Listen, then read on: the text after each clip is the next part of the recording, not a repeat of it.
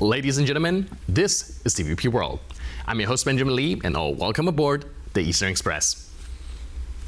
At the latest Shanghai Cooperation Organization summit in Tianjin and the following bilateral meetings, China and Russia showcased their deepening partnership. But beyond the optics of handshakes and parades, what truly matters are the concrete agreements and how they shape the war in Ukraine. From pledges on new financial structures to commitments on technology and energy, each step reflects a growing Russian dependence on Beijing. The real question is, how does this cooperation strengthen Moscow's war effort, and what leverage does it give Xi Jinping over the conflict's future? Let's take a look at our latest report to find out more. China and Russia are looking to bring their cooperation to new heights and create a threatening alternative to the US-led world order. At the most recent summit of the Shanghai Cooperation Organization in Tianjin, the Chinese president used the opportunity to take a veiled verbal strike against his country's geopolitical opponents. Promote the correct view of World War II history and oppose Cold War mentality, camp confrontation, and bullying behavior. The latest chapter in Sino-Russian relations involves a new Power of Siberia pipeline. The two countries have signed a memorandum on the project, which will be one of the world's most expensive gas ventures. Pricing and financing, however, remain unresolved, and negotiations between the two are ongoing. Among the leaders present in China for the World War II commemorations, separate from the SCO summit, was Slovakian Prime Minister Robert Fico, who has been critical of aid to Ukraine and has been openly displaying sentiments which have been described as pro-Russian. Slovakia is not the only NATO member in attendance, as Turkish President Recep Tayyip Erdogan was also present. Although Turkey has historically walked a tightrope between the East and West, Vladimir Putin used the occasion to emphasize the economic ties that bind the two countries. One of the key suppliers of natural gas to Turkey is Russia. Currently, exports are going without interruptions through the Black Sea via the Blue Stream and Turkish Stream pipelines. This latest summit shows that despite its ongoing conflict with Ukraine and its eagerness to display its military prowess, energy remains Russia's strongest and most valuable asset. And Moscow is determined to use this asset by all means necessary. And now, let's zone in on the East Playing portion of our show. China and Russia are members of a few key organizations and forums which have often been touted as alternatives to the Western-led global order. The Shanghai Cooperation Organization is one such body, and its most recent summit has shown what Russia has in store. The Shanghai Cooperation Organization, or SCO, was founded in 2001 by China, Russia, Kazakhstan, Tajikistan, Kyrgyzstan, and Uzbekistan. The format was later expanded to include other countries such as Belarus and Iran, both Russian allies, and another BRICS member, India. It is the world's largest regional organization in terms of geography and population, as it covers around 24% of the world's area and 42% of its population. For Moscow in particular, it has become an important economic forum in the wake of its invasion of Ukraine. Following Western sanctions, Russia has been forced to seek out new trade partners or greatly expand ties with countries who had already been trading with Moscow. Over the last few years, the SCO's members have become the main clients for Russian energy, with China and India in particular basically holding up that sector of Russian export. The SCO can also be seen as a way for Russia to maintain regional influence, as many of its members are also former Soviet republics and to varying degrees Russian allies. And now, let's take a look at the issue in greater detail.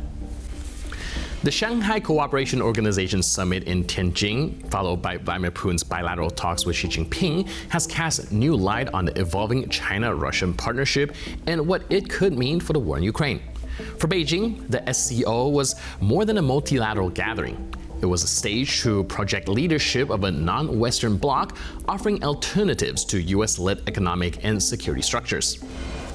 Xi spoke of building a more just and balanced order, framing Washington's tariffs and policies as relics of Cold War bullying.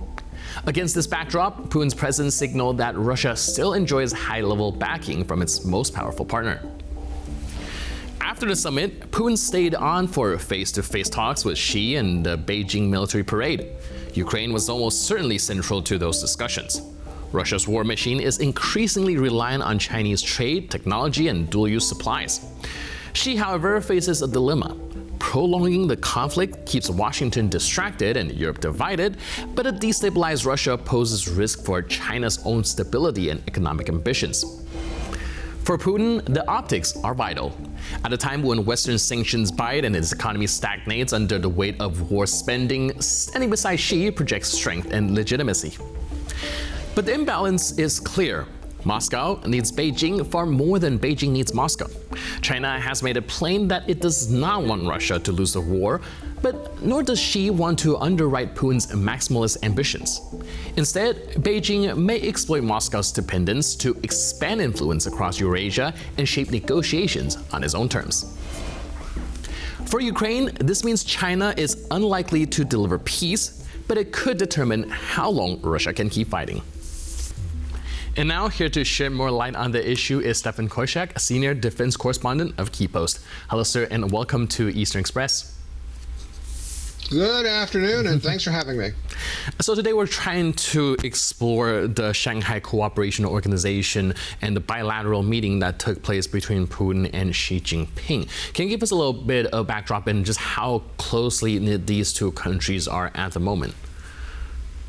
They are, from the Russian perspective, extremely close. Russia really cannot achieve any of its foreign policy goals without China, is the general view of people here in Ukraine. The optics from the Ukrainian perspective were very much Russia as a supplicant is coming to mighty China, and mighty China is acting in a friendly way towards Russia, and there's a great deal of skepticism both in the Russian and the Ukrainian media as to how much equality is there. But from the Ukrainian point of view, it's clear China is helping Russia. China is at least overtly on Russia's side. And so the big question here is, okay, that's the way it looks now. What's the reality?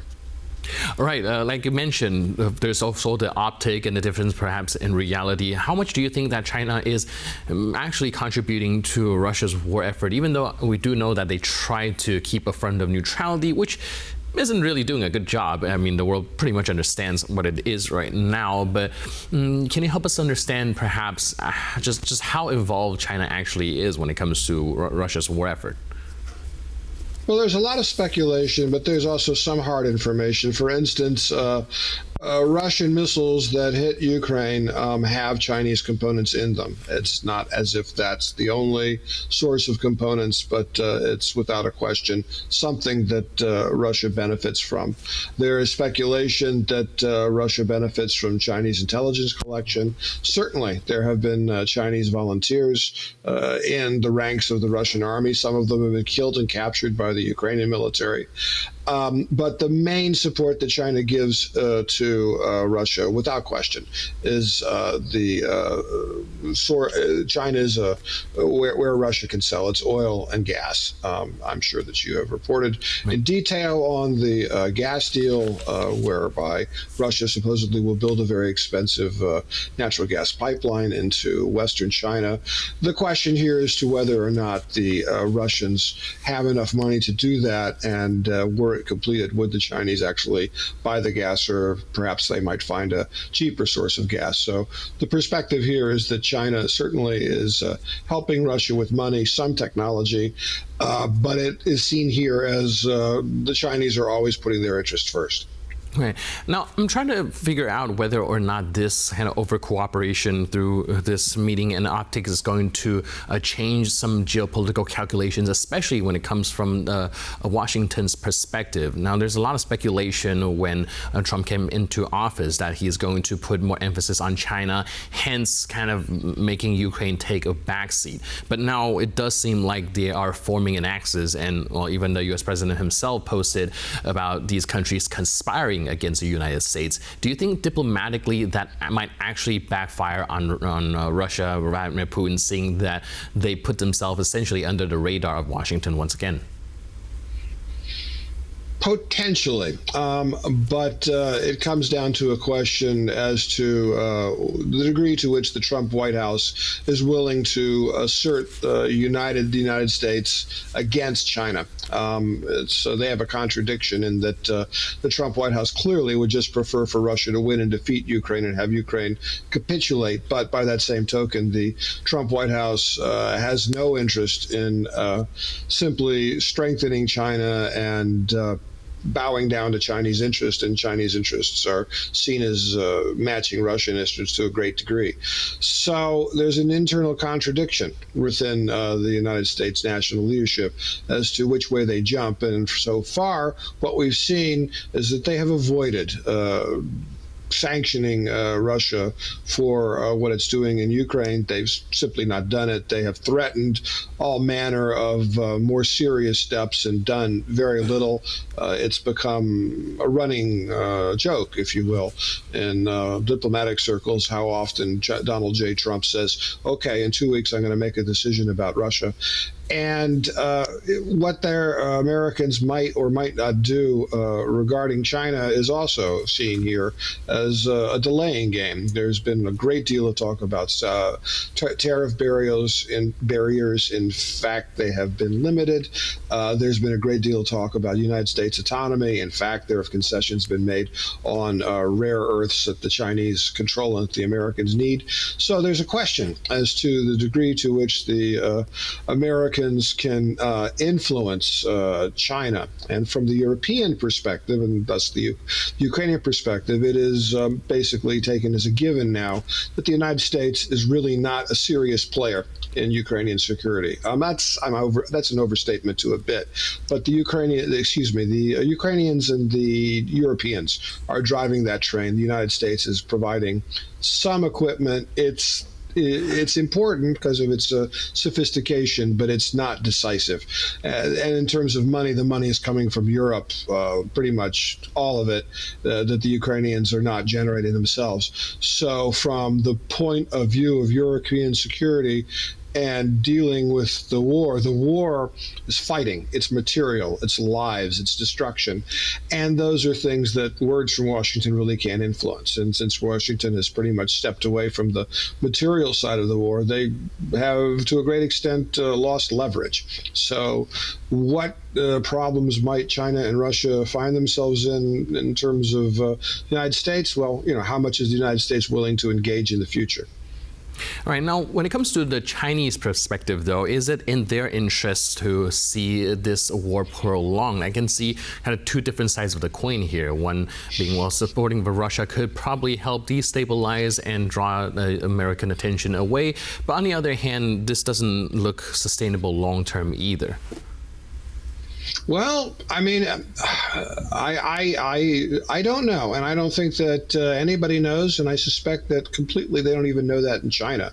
It comes down to a question of, where does the Chinese national interest lie, and the degree to which a close alliance in support of Russia is in the Chinese national interest, because Russia is an aggressor state. China forever has stood for the sanctity of borders and peace and economic development. That's not the Russian approach. So how sustainable is that relationship with Russia?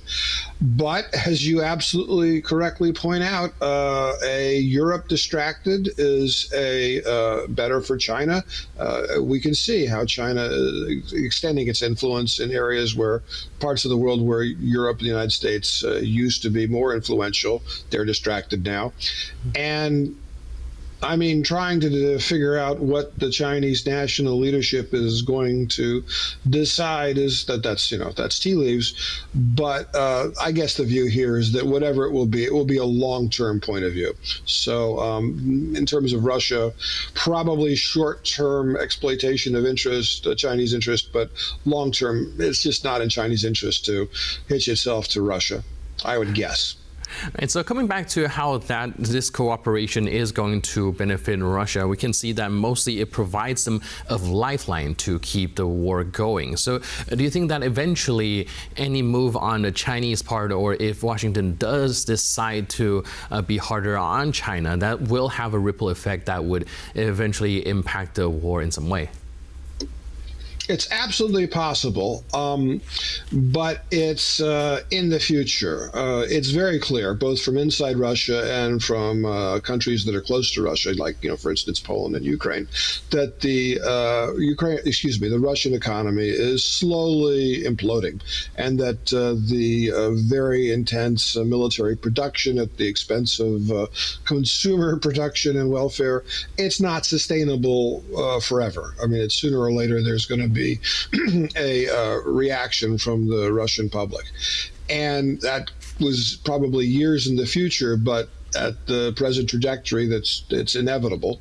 So what can Russia do to prevent that terrible moment from coming? Well, China has a lot of money. China could sustain the Russian war effort much more intensively than it is now.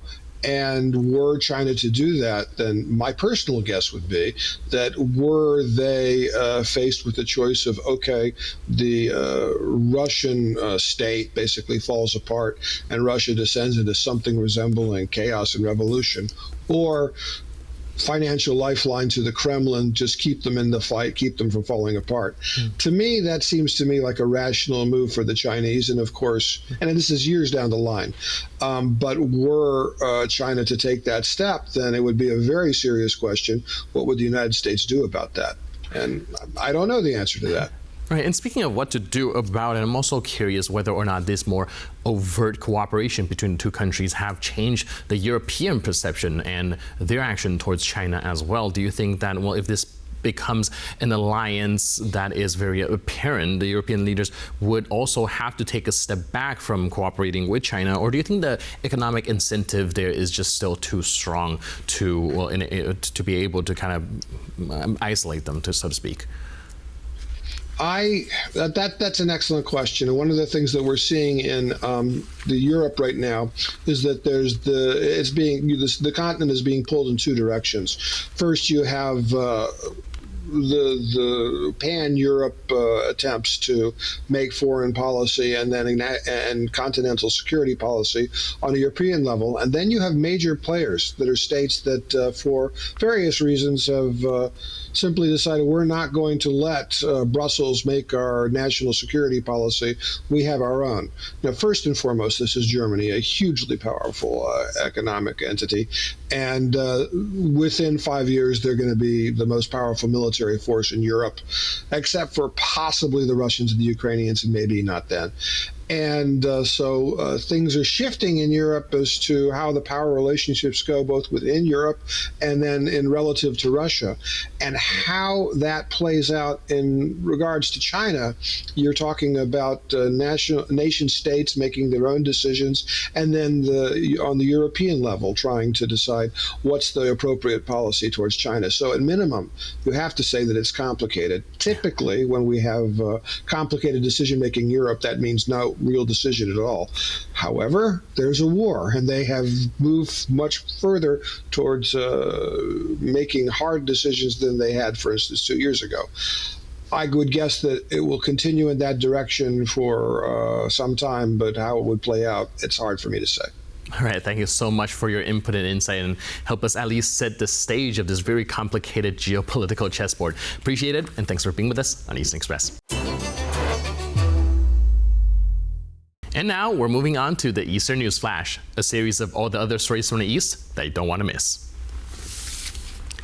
South Korean news agency Yonhap says that some 2,000 North Korean soldiers have been killed while fighting against Ukraine. Despite these losses, Pyongyang reportedly plans to send thousands more soldiers for deployment in Russia. The deepened alliance between Moscow and Pyongyang has come at the cost of the lives of North Korean soldiers. South Korea believes that the North has sent some 15,000 soldiers to aid Russia in its illegal invasion of Ukraine. 2,000 of them have not returned home, but North Korean state media outlets have been claiming far lower casualty numbers. What's more, Pyongyang intends to go even further and plans to send an additional 6,000 troops for deployment in Russia. This aid goes beyond merely boots on the ground, however, as North Korean help also includes missiles, ammunition, and specialized staff like engineers. So far, it seems that this assistance has been effective, as the Russians were able to mostly push Ukrainian forces out of the Kursk region by March of this year. The suspect detained over the murder of Ukrainian lawmaker Andrei Parubi has confessed to the crime. The name of the 52-year-old assailant has not been disclosed. The man has asked to be exchanged for Ukrainian prisoners of war so he can allegedly be able to find his son's body. According to media reports, the suspect established contact with Russian authorities while trying to discern the status of his son, who was a Ukrainian soldier that disappeared near Bakhmut in 2023. His Russian contacts reportedly informed him about his son's death. When asked why he killed Parubi, he said that the politician had been, quote, nearby. He also denies having been blackmailed by Russian intelligence services or to have been working with them. According to the findings of the investigation into the murder, however, the crime was very carefully planned and prepared, and possibly linked to Russian security services. Parubi himself had a long history of anti-Russian positions. A new NATO command center has been opened in Finland, close to the country's border with Russia. The facility is meant to reinforce NATO's defense posture along its eastern flank amid growing concerns over potential Russian aggression. The command center is located in the town of Mikkeli and has been launched in cooperation with the Finnish military, a sign of how much the alliance values its new member. The command center will be responsible for planning and directing NATO's combined training exercises in the region. To start off, the facility will have a staff of just 10 people, but this number will grow to 50 over the next few years. It will include personnel not just from Finland, but also from other member nations. The command center's creation comes as Finland's military said earlier this year that it expects a Russian military buildup on the border. And that's all on this episode of Eastern Express. But for more news, update, and commentary, please stay tuned to TVP World.